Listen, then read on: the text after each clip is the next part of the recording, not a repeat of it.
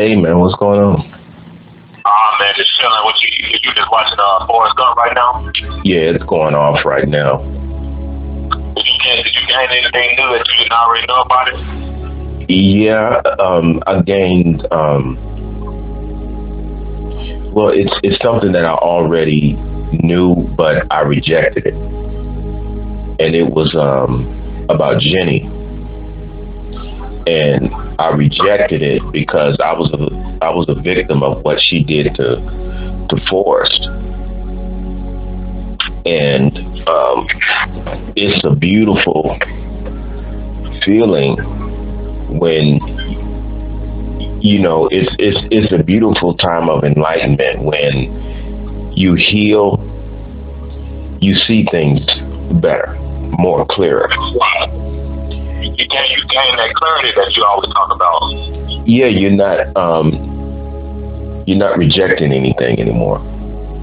Right. You know how most people who watch this movie talk Jenny down, was calling her a hoe and a drug addict and all of those things. Right. And at the same time, everybody knew that Jenny was being sexually abused by her dad. She was being abused by men. But when it starts at home, like they say, it spreads abroad.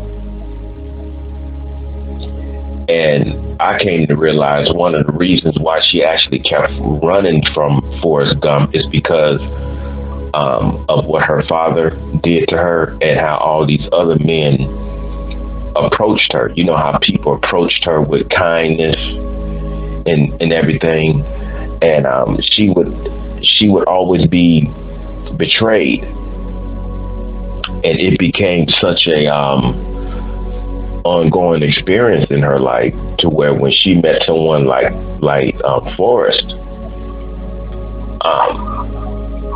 she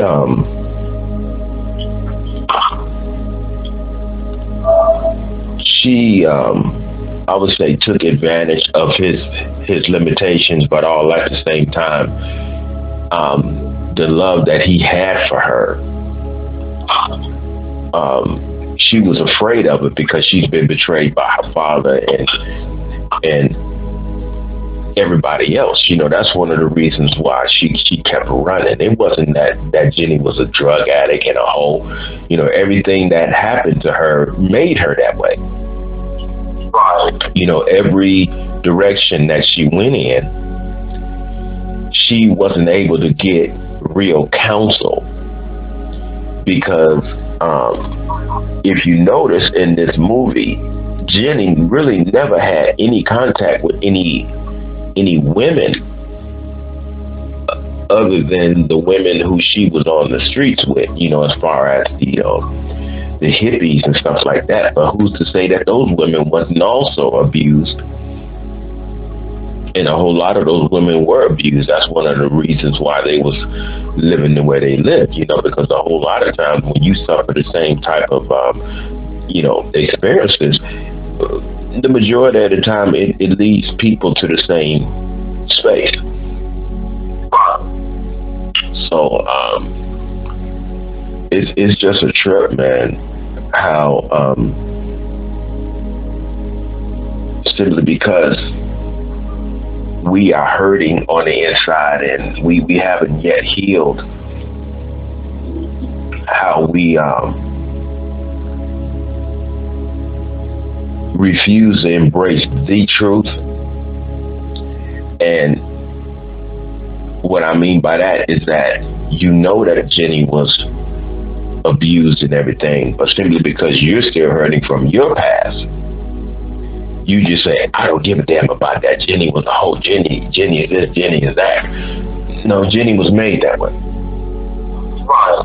And due to the fact that the potter, you have to accept the fact that she's only reacting to her former abuse against her, and that's just the reality, man. That's just the reality. And then you look at Forrest and his innocence and everything, he come from a very loving mother. He come from loving surroundings, and you wonder why Forrest kept forgiving her. You wonder why Forrest kept loving her. And so I bring all of this up. I remember when me and Alexis set up, I think it was me and Alexis,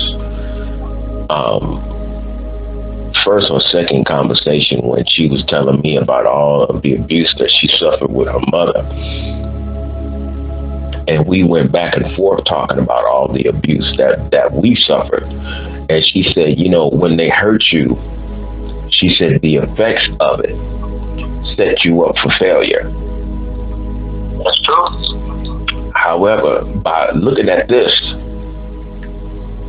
again tonight, I think about what she said. Now, I'm not criticizing Alexis because what she said is actually true, but there's a dual component there. See, because what you know in terms of cause and effect, that's where you're most responsible for. And what I mean by that is when she says you suffer the abuse from your parents, and because of that, they affect you in such a way they set you up for failure. But you know, while you're going through it, you don't realize that all you're doing is dealing with the hurt and everything, you know. Right. And you don't come to realize that until you get into other social gatherings and you find people rejecting you for some odd reason, and you get into relationships that fail, you know, for certain reasons, and then you wonder why every relationship or friendship that you get involved with just seems to wither away, you might as well say. But then when you do a background check on the people who you became friends with, their background was in total opposition to yours. So you're dealing with a Forrest Gump who came up in a loving environment, and you're dealing with another human being who comes up in a very abusive and chaotic environment. But even though he, outside of his own home, suffered a whole lot of abuse because of him being looked upon as an eccentric, that's the abuse that he suffered. But at the same time, his so-called disability put him in the position to where he didn't conform to the reactions, to the common reactions of most people in society. He responded to his experiences, but he didn't react. He didn't react emotionally and just go off on people. He responded, and he remained himself, and he went on about his business. Now, there's obviously a lot of things that he didn't understand why people were doing what they was doing, but he did recognize that what they were doing to him was in fact wrong. Right. But at all of them.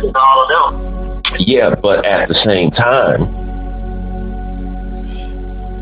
he didn't react. He responded. He just got away from him.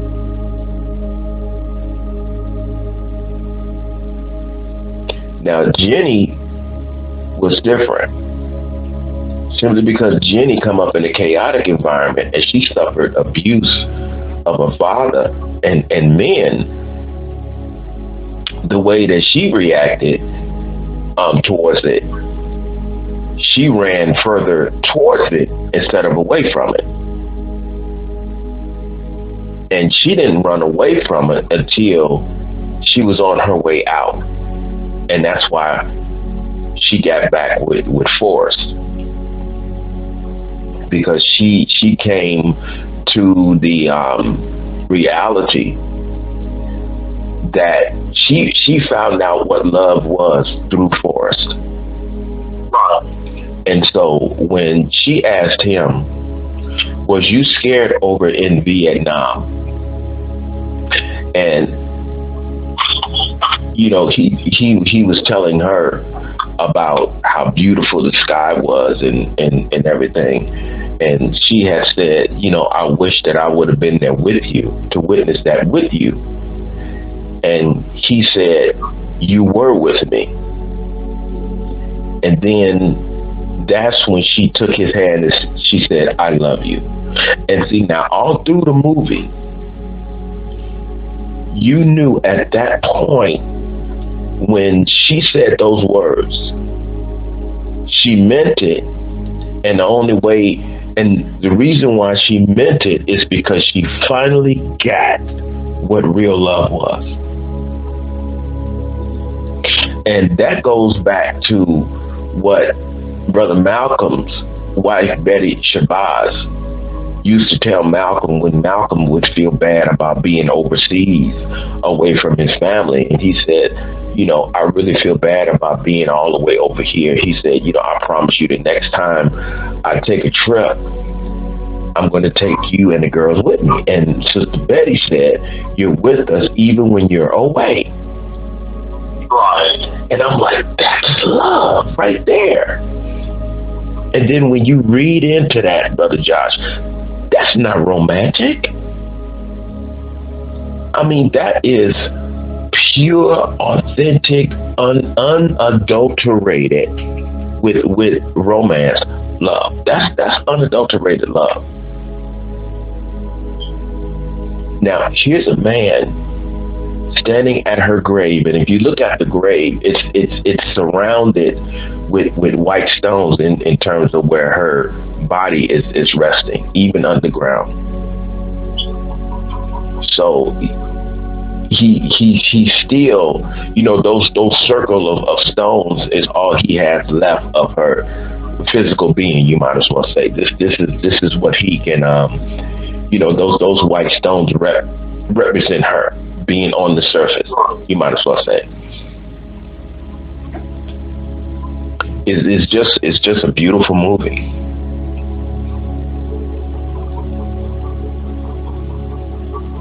You know, and every time I start watching it, I get, man.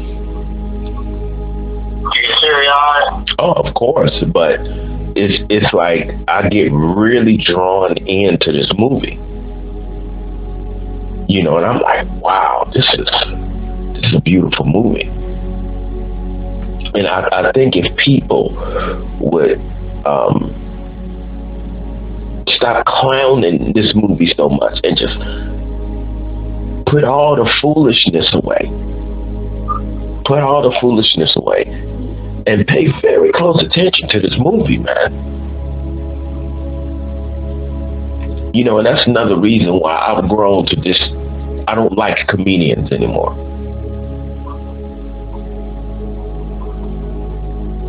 You know, it's like, you know, it has to get to a point in life to where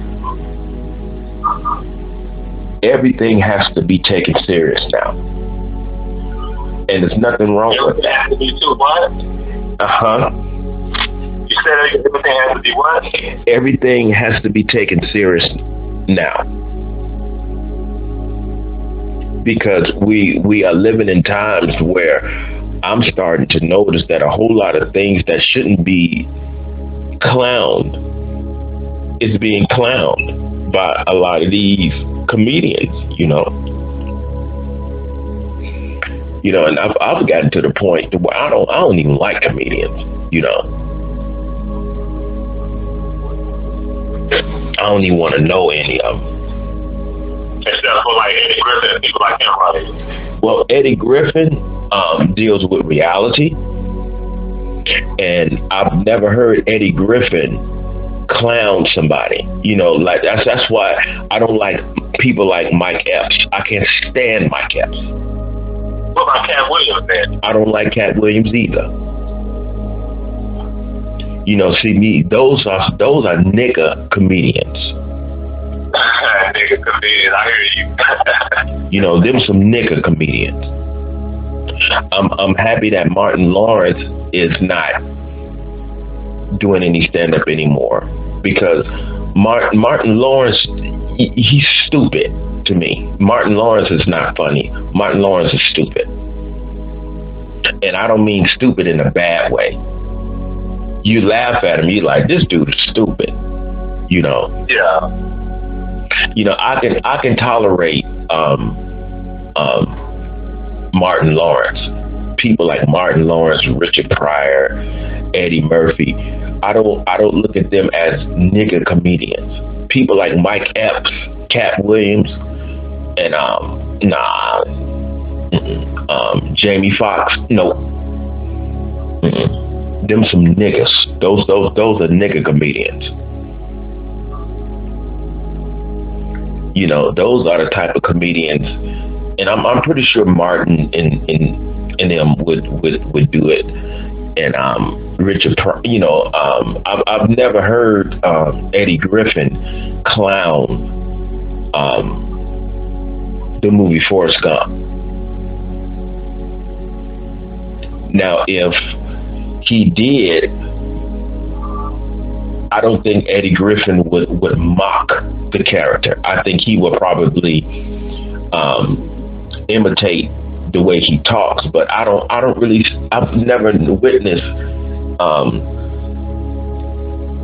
Eddie Griffin just clowning somebody like Mike Epps and them be doing. I can't stand them niggas. I can't stand them. You know what I'm saying? I mean, you couldn't give me free tickets to go see Mike Epps. You just throw them away, give them away, Ryan. I wouldn't even. They wouldn't even touch my hand. Oh, I hear you. If somebody tried to give me tickets, I'd throw my hand. And no, I'm good. But they free. I'm good, dude. I'm good. No, I don't drink out of a dirty cup. No. See, because people like Mike Epps, they are some of the reason why everything is funny to these niggas today. If you notice, I mean, that's just like today. I'm bringing my groceries up, right? One of the bags burst, and my big container of cause see, I eat a lot of grapefruit, and I buy these containers with grapefruit pieces in it, soaking in juice and everything. I'm coming upstairs, my bag rips and it falls. A couple of niggas walking, start laughing. What's funny about that? What is funny about somebody's bag ripping and some of their food falling on the damn ground? Well, I mean, I need to know, how is that humorous? What's funny about that? Right. But see, that's niggas. That's niggas.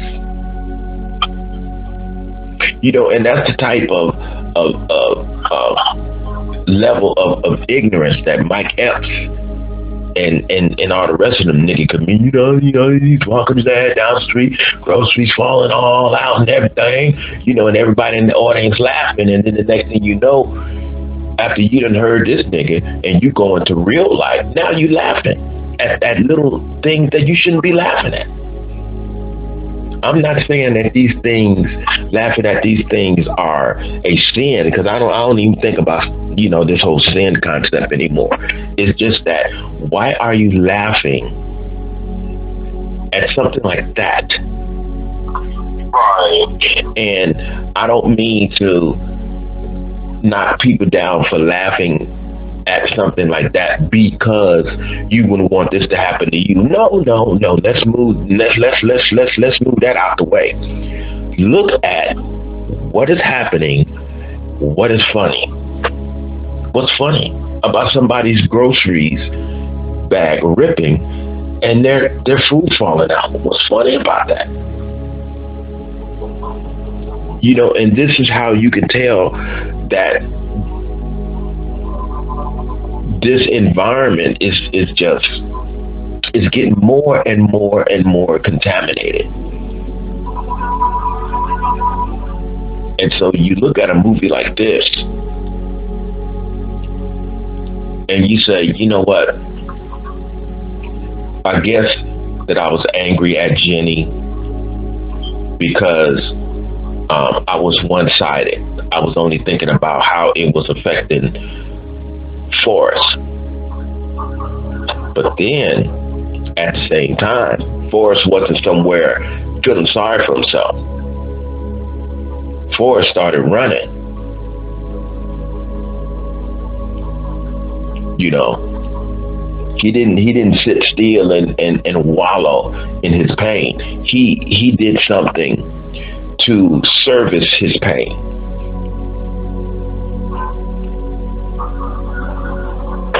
He did something to service his pain. He didn't, he was deeply hurt, but he dealt with his hurt.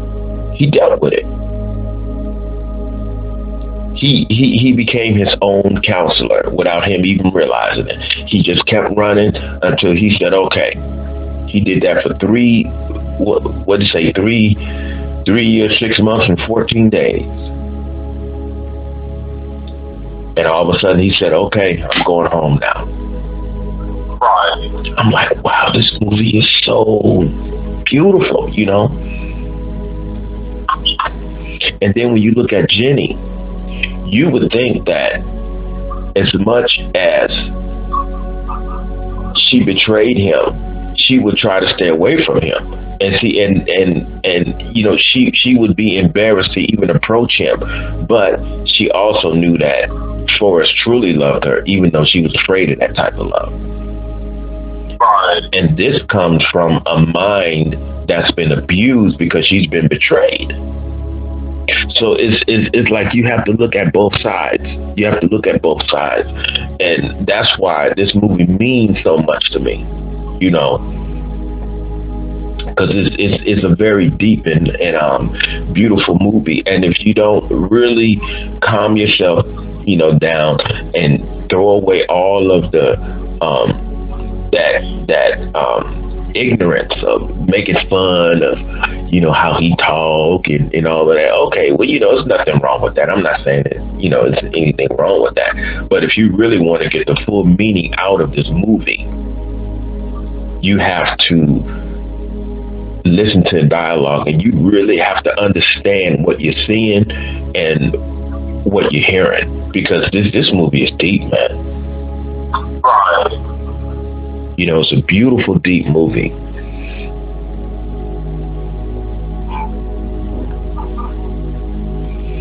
But it shows how abusive parents destroy their children. Yeah. And how loving parents build their children up.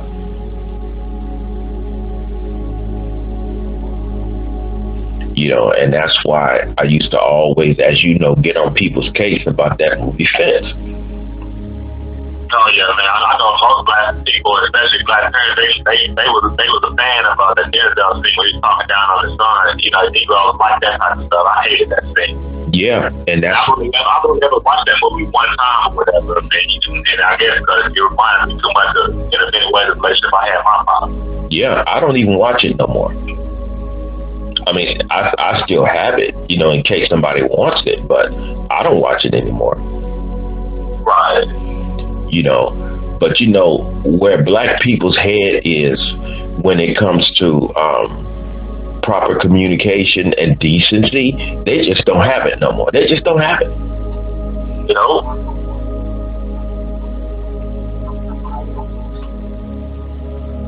He's going off on his son. His son talking about how come you never liked me.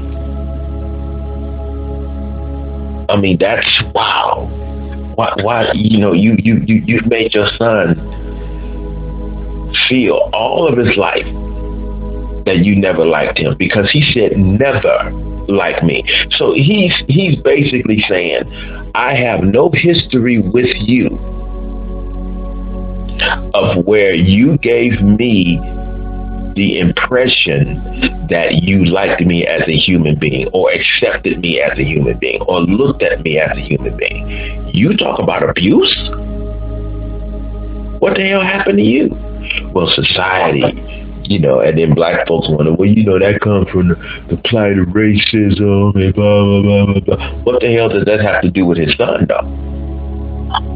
That don't have nothing to do with his son. This is why I was telling my aunt about my dad. I don't give a damn. I don't care what he went through. So what?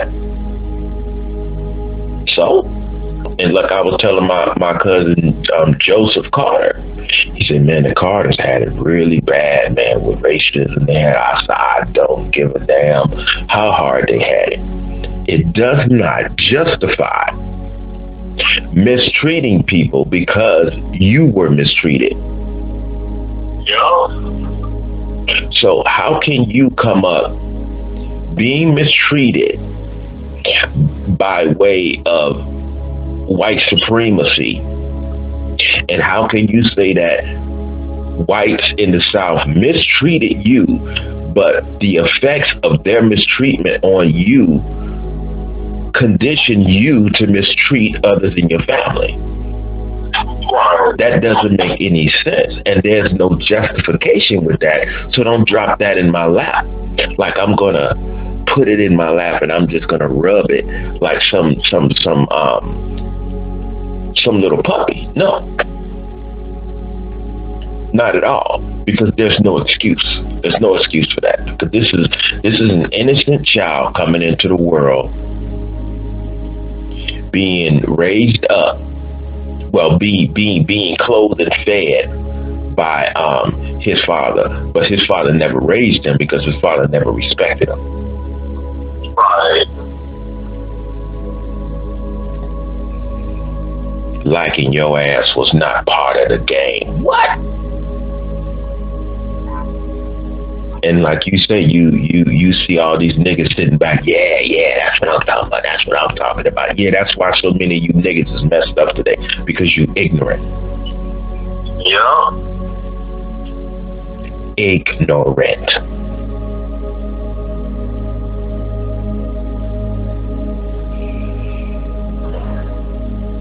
Because I knew I wasn't putting up with it. I don't care. No, not me.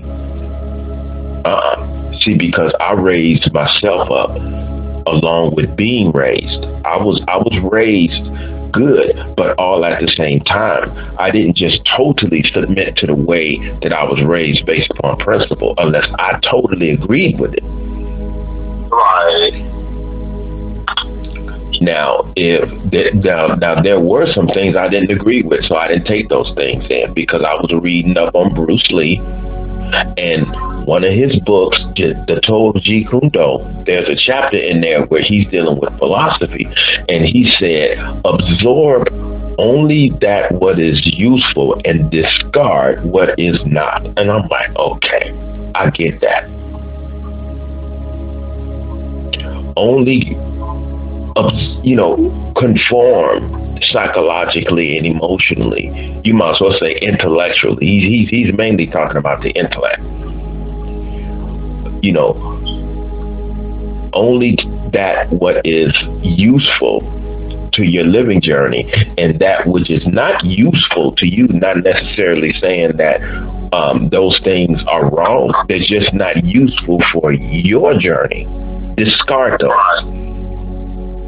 See, because what is not useful for your journey, even though it's some information that could help someone else, it just doesn't help your particular journey. So you can't have that particular information stored in you, because it confuses things. So you have to discard it. I don't need this. It's just like a post that I put up, to the religious community where it says, um, do good for goodness sake. Yeah, I remember I had screenshotted that post when you posted that. I was gonna respond to whatever say. I was gonna comment to you about how service is no reward. Basically saying I agree with it. But yeah, I feel it.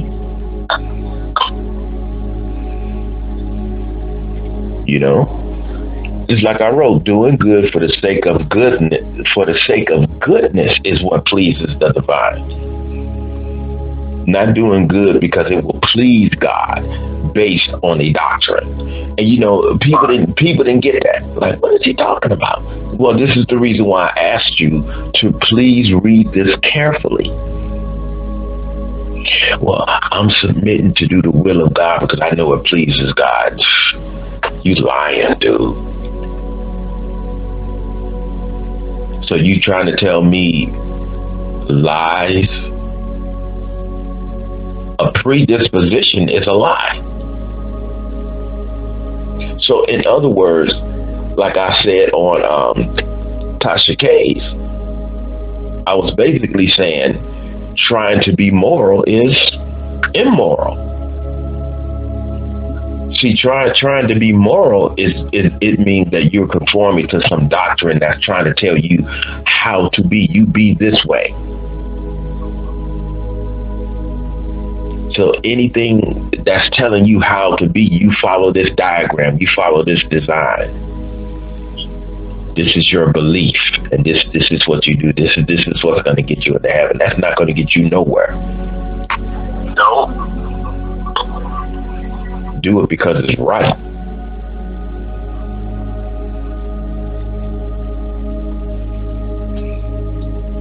Because I look at it like this: if God is so self-sufficient and I'm independent and it doesn't need anybody because it created all things, why does it need anybody to please it? I mean, that doesn't make any sense to me. I have to do something to please you? So you mean to tell me you're displeased? Why are you displeased? You're supposed to be the Almighty, the All One, all that stuff. You're not supposed to be displeased regardless. Because if you created the human race flawed, and you know that these beings down here on this planet are flawed because I made them this way. It's just like it says, I'm going to put enmity in between man and women. So God's going to put conflict in between man and women, drama. But God hates divorce. I mean, that's crazy. Yeah, this is insanity. I agree.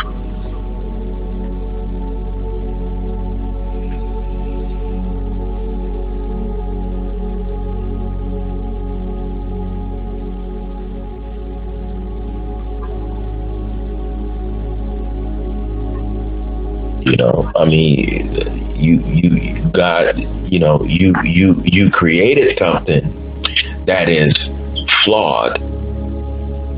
However, it's supposed to please you at a 100% margin. How? I mean, if the human being is flawed, and we are, then why do people go out of their way trying to please? How do you know what pleases the Creator anyway? How do you know this? Because some religion told you, and after you do it, how do you know that the Creator is pleased? How do you know? Right. Well, I know this pleases God. How do you know? How do you know? Does God send a feeling to you? Does God transmit to you that God is pleased? And okay, where's your reward? Or is this something that's going on with you, and you perform something and you feel good about yourself and you're pleased? I mean, what's going on?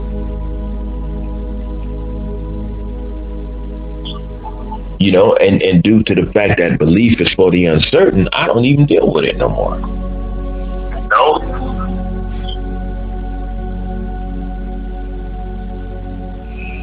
Yeah, but sitting up watching this, I got a real, a much better understanding of it, of Jenny. I was studying Jenny.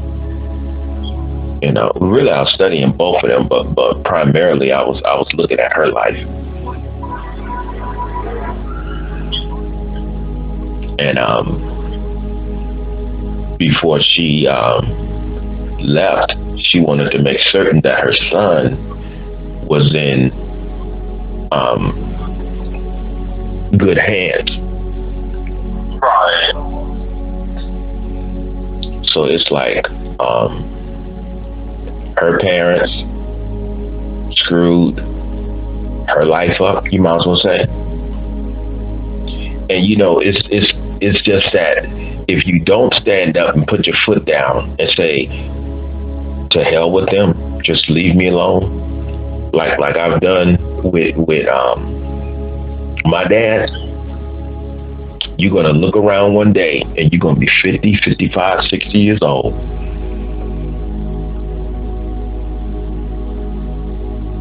And you're going to realize that you spend the majority of your life healing from somebody else's ignorance. Yeah.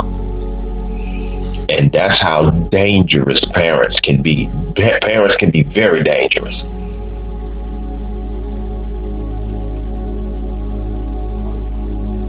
Have you been talking to Patricia? No.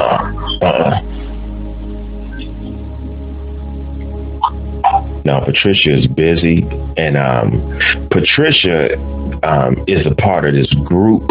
You might as well say that I call them the group. Those group of people. You remember when I was saying in my video that I wasn't popular with the women? Yeah, I remember that. And so because of that, see, certain people's mentality when you come up, some people don't grow out of those type of things towards a specific person. With some people, if you happen to be raised up around them, and if they look at you as unattractive or a certain kind of way, even into your late 50s, they still gonna see you the same way, regardless of how successful you've been or how better looking you are. Some people just don't mature. Some people are just going to be ignorant for the rest of their damn lives. Right. But like I was telling Joanne, I was telling her, I said, she's worried about how people, because she said that you can go ahead and post a picture and everything, And so I posted a picture and I wrote up there. I didn't imply anything like we slept together or anything. We sat down for a couple of hours and we had a good conversation. And it was pleasant talking to an attractive woman, with humility and blah, blah, blah, like I was saying. Next thing you know, people are sending me and her DMs. Oh, y'all messing around, blah blah blah. You taking a picture with David Brayboy and blah blah blah. Excuse me, you niggas are in your late 50s. You are in your late 50s sending people DM messages like this. So David Brayboy ain't never gonna be seen any different than the way that you saw him way back in elementary school. Grow up. So I think that the picture embarrassed her, and she's more concerned about what other people are thinking, because I had sent her a text, and she never respond, and that's not like her. So I'm like, okay, well, to hell with it.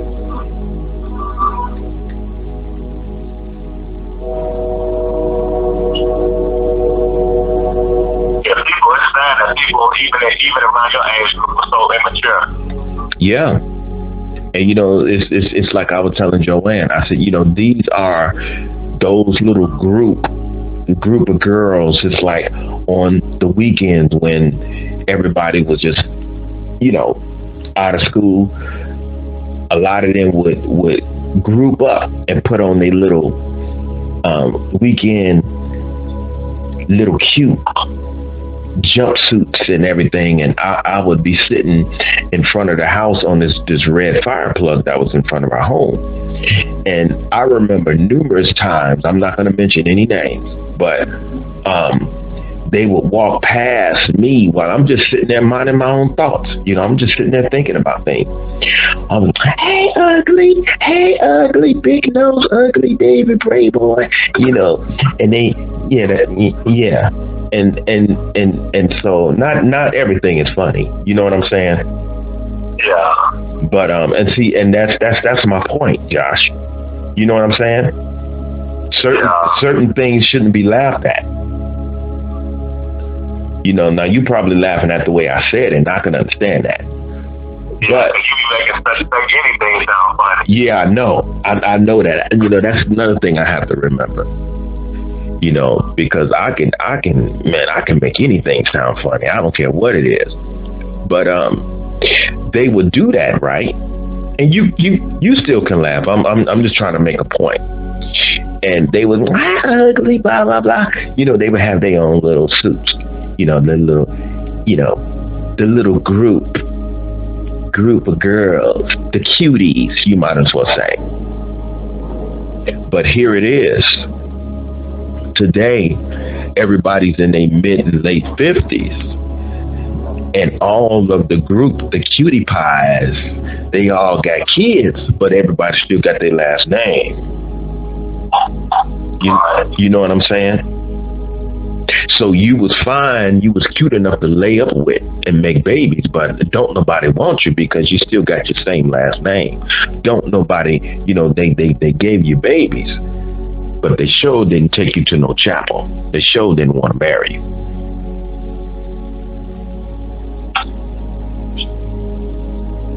I'm not married by choice. Now, if I was to say that to them, those same women would lie right to my face. Oh, I'm not married by choice. I'm not. No, you ain't. Ain't no woman on this earth, especially a black woman, is not married by choice. Please give me a break. Y'all walked around and, you ugly, y'all so ugly and blah, blah, blah. And the ones that talk like that, you look at them today, they look toe up. Yeah. Toe up. But they got kids. And they baby. You got kids and grandbaby, but you still got your same last name? And then you look at the women who were not like that, who wasn't a part of that little group. They got husbands.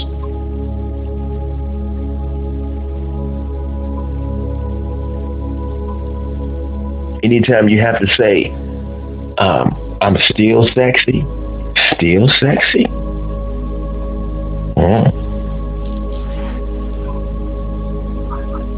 Go ahead and tell everybody that don't nobody want you. Because pretty much that's all you're saying. That's pretty much all you're saying.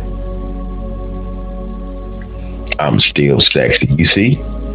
You still haven't matured. Here you are, you 55 going, you damn near 60 years old and you still concerned about being sexy? What does sexy imply? I mean, what does that even mean? You want to be desired. You want to be an object of desire, sexual desire. Why are you worried about that?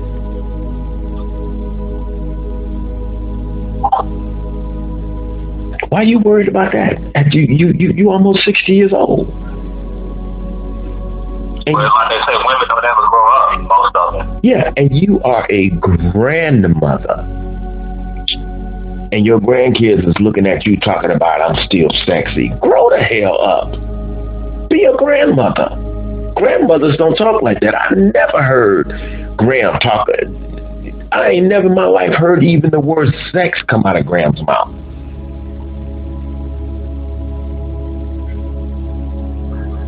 My aunties wasn't even talking like that. Girl, we sexy. I mean, you would expect to hear that language from women below being an auntie. You expect that from a cousin or a sister or something like that.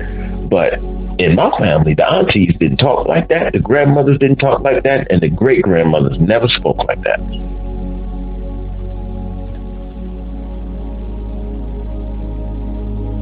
And so when you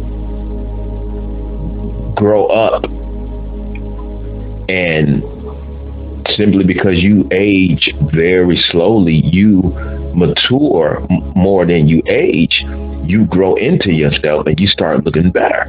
You grow into your look. You know, I didn't grow into my look until I was 21. And now that I'm growing into my older man look, I'm looking even better than I was when I was younger. And see, we black men do that. This is the way we do. But when women hit the wall, it's over for them. Yeah, because I mean, I was looking at the picture with you and Patricia, whatever. She definitely hit the wall. Yeah. I mean, you would know that more because you knew her when she was young compared to now. So, yeah. So you really, know that. But from what I can tell, yeah, and just like to me, the worst woman of all is Sandra. When I said it with Tammy or whatever, to me, I'm like, damn, I can't believe. I'm like, man, I'm glad David ain't with her now because she looked horrible. Yeah. That's all the evil she done done. Tammy looks like she put some up to date pictures up there, but Tammy looks like an old Spanish woman. She's starting to look more Spanish now.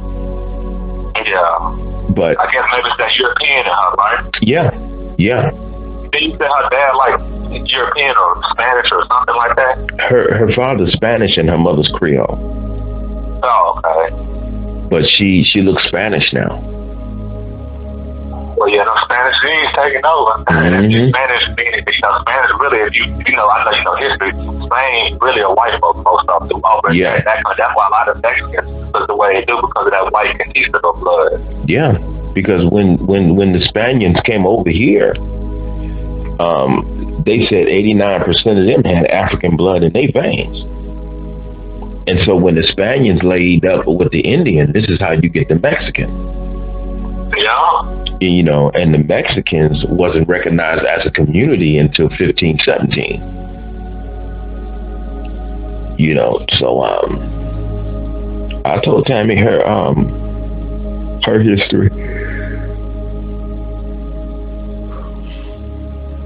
But that's what they do, so when I put the picture up, even though she liked on it, if I was getting these DMs, I know she was. Right. So did you hit it? Dude, you are almost 60 years old.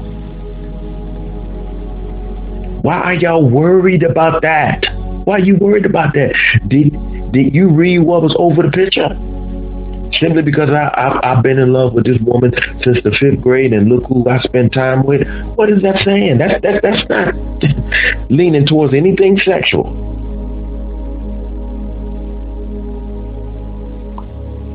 That's not leaning towards anything sexual. I wasn't going to put that out there.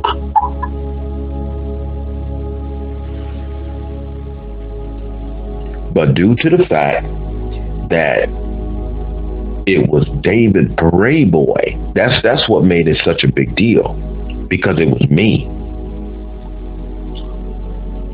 Now had it been anybody else with the group, whatever, they wouldn't have too much cared, or maybe they would have cared less. But simply because I wasn't popular and I was looked upon as unattractive and odd, it was a big deal. It was a big deal. So I don't know. Maybe they were sending her messages and stuff like that, and made her feel embarrassed, or maybe the picture made her embarrassed. But one way or the other, if it changed you towards me, you can move on. That's the way I see it. I just think a lot of, them niggas need to just grow up. They need to grow up. Right. And if they don't grow up, that's unfortunate for them and fortunate for me, because through it all, I learned a very enlightening message. Some people just will never mature. Nope.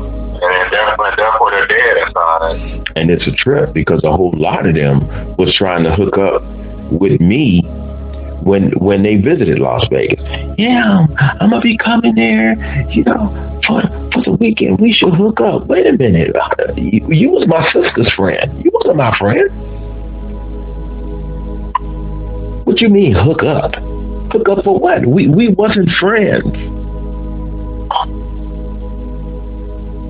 And then some of the other ones, wait a minute, you the same person who used to call me ugly. Why you want to hook up? Oh, because you in Vegas? Who the hell you think you talking to? You think you talking to a damn fool? Hook up for you, with you for what? That's like that guy, Oscar Hand, right? When Oscar lives in Atlanta, Georgia. And when Bernard Conley found out that I was in Georgia, he said, you should call Oscar Hand and hook up with Oscar Hand. What for? Oscar didn't like me.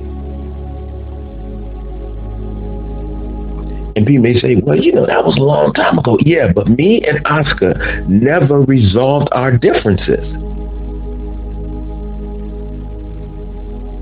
And when something is unresolved, I ain't fake like that, simply because it's been so long. You hey man, how you doing? You looking well? No. The hell with that. I don't care how long it's been. We've got some things to resolve. Right. Let's talk about, the way you treated me, and stuff like that. I'm not sitting here to get on your case, but if you do want to have a friendship with me now, we got to get past this other stuff, because I'm not made like that. I'm not fake like that.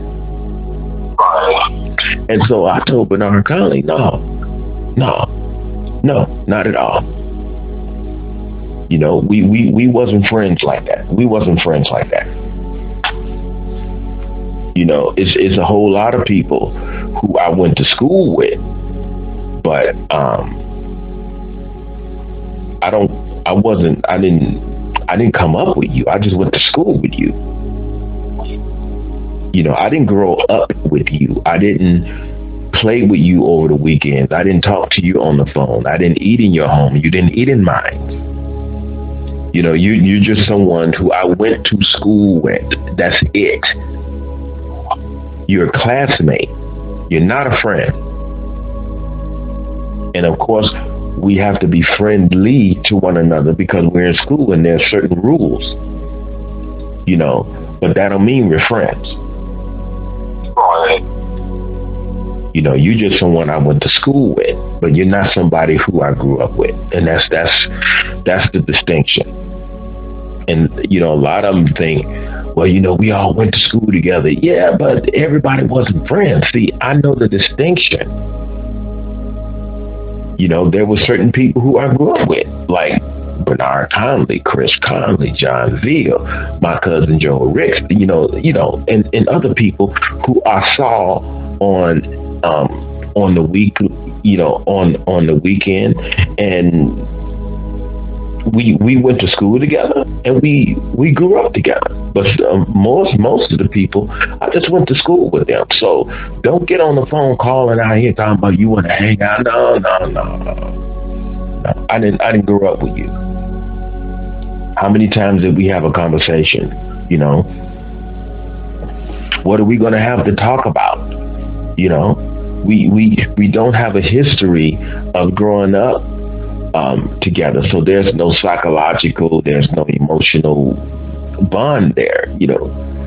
Hey man, it's so happy to see you. Now I'm not going to stand there and lie to you. I'm not going to say it's so good to see you.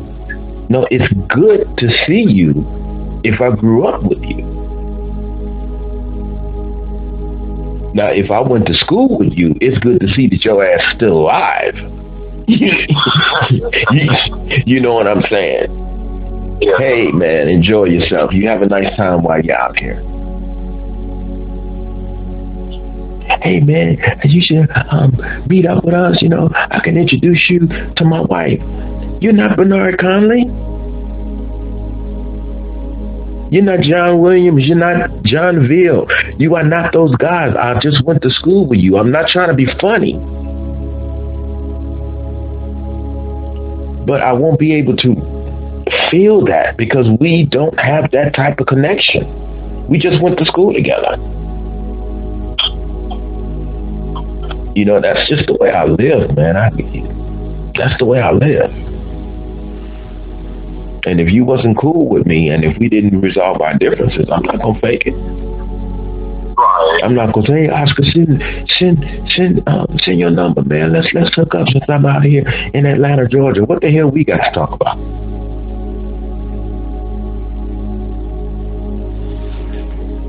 When he hit the scene, he turned damn near everybody who I grew up with against me. Damn near everybody. Right. So we don't have nothing to talk about, bro. Believe me. And simply because that was almost 40 years ago, I don't give a damn, bro. I don't care.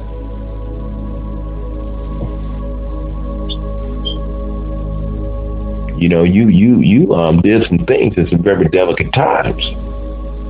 Right. So I'm not gonna ignore that. I'm almost 60 years old, but I ain't see now. I still got my memory.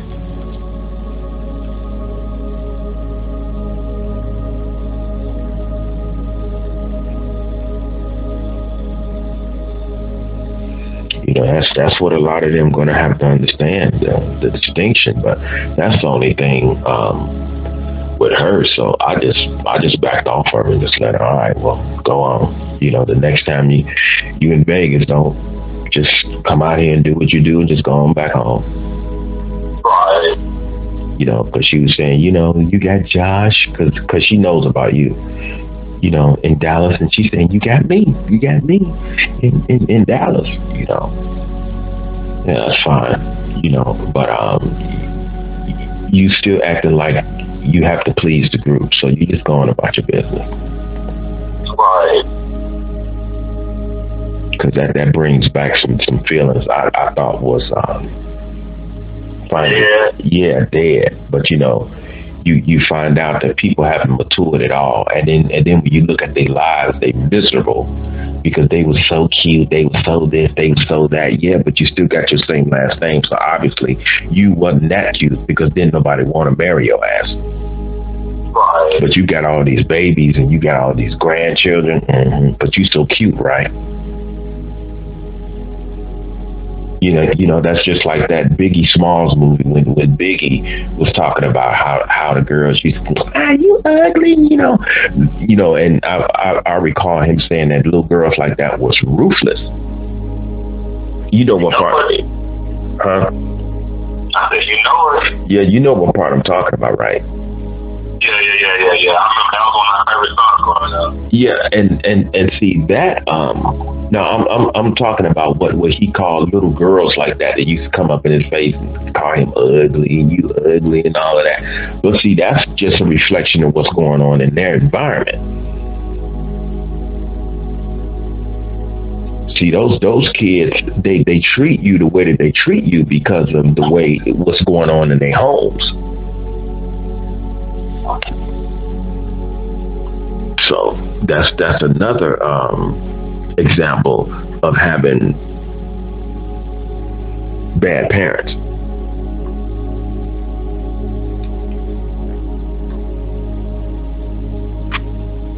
And so you look at the generation today and you wonder why the generation is so nonchalant, so arrogant, so ruthless today. This is why I was saying I saw a shift starting back in 1975, not just with my parents, but with the young ladies that I went to school with. Calling folks just walking in their little groups and you ugly, man. You just sitting there minding your own damn business. You just sitting there minding your business. You you know you're not popular, so you don't even try it. And like I was telling Patricia, the creator made me a real shy type kid. So my shyness actually was that which protected me from a whole lot of heartbreak because I was shy. So having that lack of confidence actually saved me, especially considering the way folks was feeling. Right. There was a couple of times where I had approached a couple of girls, and they shot. These little girls shoot you down, man. And people, they like, oh well, these little girls, yeah, but they're only demonstrating what's going on in their environment. And let's just not reject the fact that what goes on in your childhood has a profound effect on you, because those are very fertile times, Mm-hmm.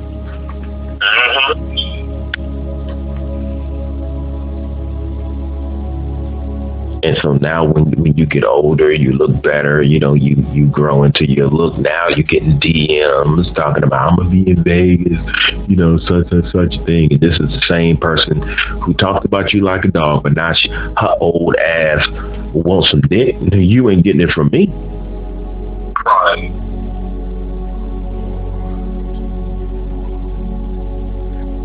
If I'm ugly David Bray boy, then I'm ugly David Bray boy now. Mm-mm. Keep it real.